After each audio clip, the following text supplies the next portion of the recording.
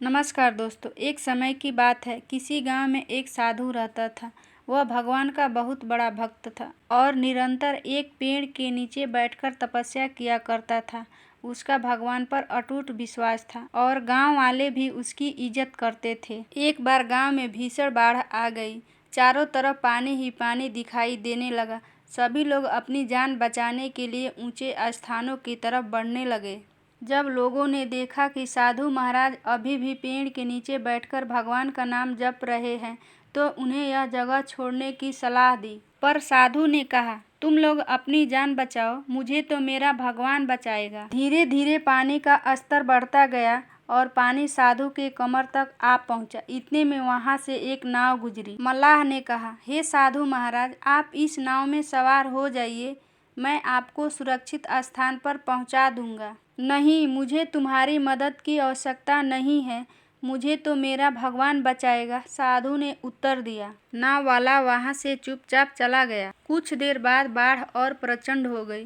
साधु ने पेड़ पर चढ़ना उचित समझा और वहां बैठकर ईश्वर को याद करने लगा। तभी अचानक उन्हें गड़गड़ाहट की आवाज़ सुनाई दी। एक हेलीकॉप्टर उनकी मदद के लिए आ पहुंचा। बचाव दल ने एक रस्सी लटकाई और साधु को उसे जोर से पकड़ने का आग्रह किया।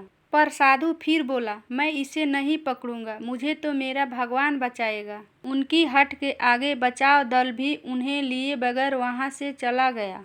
कुछ ही देर में पेड़ बाढ़ की धारा में बह गया और साधु की मृत्यु हो गई। मरने के बाद साधु महाराज स्वर्ग पहुंचे और भगवान से बोले, हे प्रभु, मैंने तुम्हारी पूरी लगन के साथ आराधना की, तपस्या की।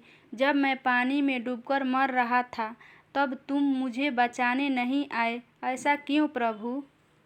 भगवान बोले, हे साधु महात्मा, मैं तुम्हारी रक्षा करने एक नहीं बल्कि 3 बार आया। पहला ग्रामीणों के रूप में, दूसरा नाव वाले के रूप में और तीसरा हेलीकॉप्टर बचाव दल के रूप में।